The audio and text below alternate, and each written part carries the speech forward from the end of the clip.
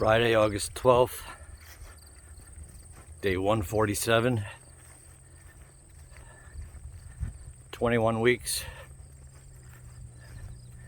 My brother just dropped me off after almost a week of squatting at their house.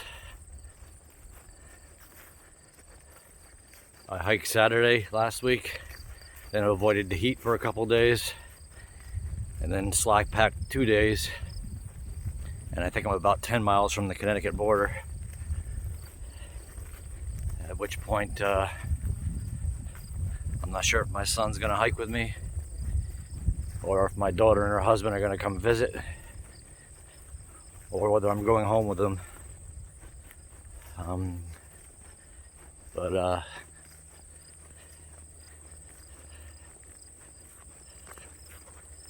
lot of mixed emotions and no answers.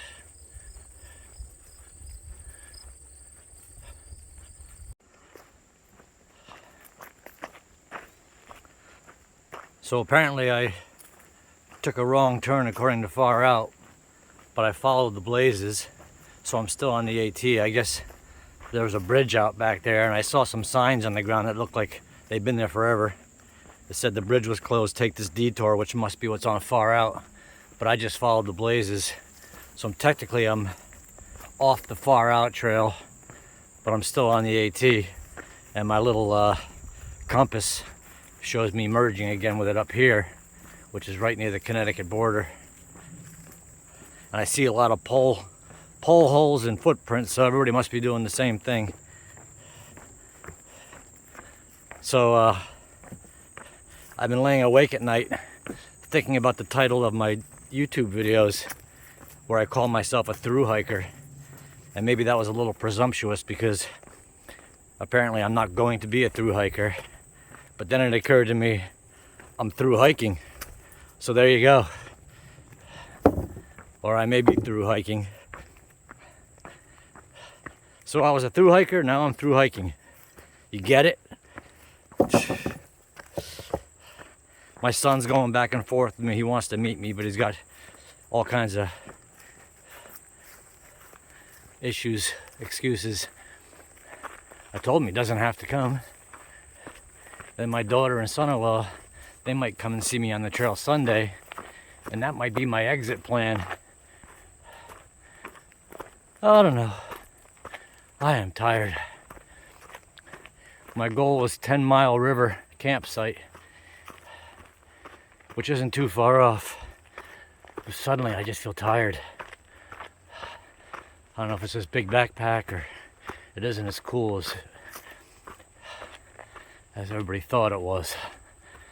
I don't feel so good. Alright, I should be at Connecticut here soon. You know, the iconic photos. Oh, yeah. Not too sure now.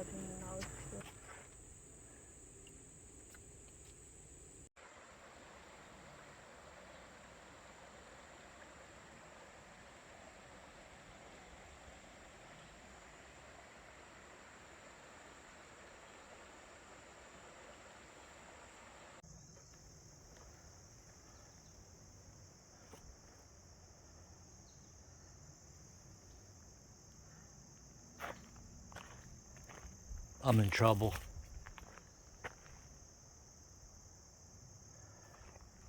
My cross member on my tent just broke. The tent seemed to have shrunk in my brother's basement, and everything was tight, and I should have paid more attention, but this thing snapped right in half. It was always kind of trouble. Now I'm trying to use this splint to fix it, and I can't get it over. I can't get it over because it bent, and I'm trying to hammer it smooth enough to get it over and duct tape it. What a shit show.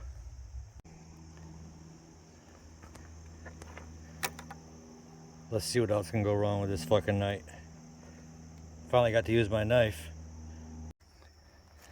Fucking tent must have gotten so dry by the dehumidifier that it shrunk.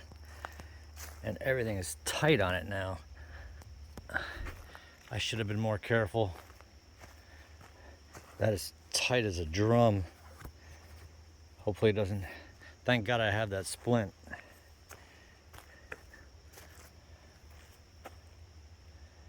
Hopefully it stretches out and doesn't rip or anything. Jeez, it's tight. And I don't have any water to drink.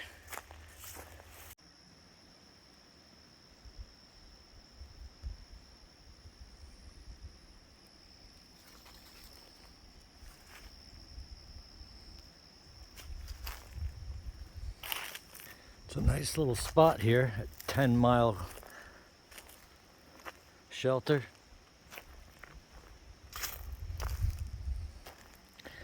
Yeah, my tent shrunk in the super dehumidified basement of my brother's, and everything was very tight.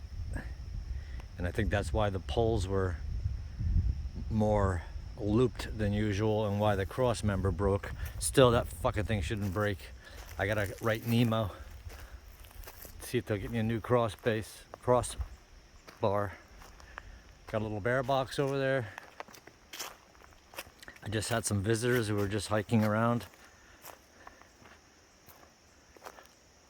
They said there's a nice field to camp in.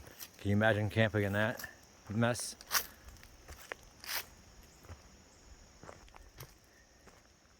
So, Kafkuba fans,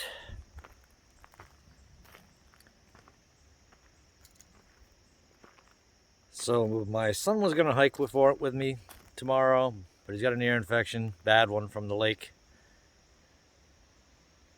My daughter and her husband were gonna drive up Sunday and pay me a visit, maybe grab lunch. And now Honey Baby's suggesting she should just come and get me tomorrow at Bull's Bridge. And setting up the tent and being here alone and cozy on a beautiful, cool night like this instead of that heat and humidity, I kind of get a little sad that I'm potentially leaving the trail. And whether I had hiked all the way to Katahdin or here, I don't think getting off in Connecticut is the issue that makes it sad. It's just like you're turning the page on an adventure. So whether it's here or Katahdin, I think the feeling's the same, and I think that's why there's a lot of mixed emotions when you get to the top of Katahdin and you know, you've accomplished something, but the adventure's still over much the same way. So while I'm sad, I'm gonna take, as my brother said, that tent crossbar breaking as an omen. It's been my first failure on the trail, really, and it's fixed, you know, with that splint. As long as another pole doesn't break, then I'm fucked. But yeah, I got mixed emotions that this might be my last night or last few days on the trail, but I'd be coming up against that anyway. So I'm just going to be accepting of it and enjoy this. And if I get that depressed, the Appalachian Trail is in my backyard and I can do it another time with anybody, friends, family, or alone. I no longer have to fly to Georgia and worry about winter in the Smokies and pouring rain in Virginia and how to get home if things go bad. Very peaceful here. I love it. I love being alone without other hikers. I can't explain it. You know, I'm a nice person and I like other people, but there's just something more peaceful without that noise, without that extra feeling like you have to talk. Being alone is really a healthy feeling for me. They say never quit the trail on a bad day. Well, it's not a bad day. And man, a dinner at Bull's Bridge with a couple beers sure sounds good right now to celebrate my last day. All right, Kafkuba fans. Good night.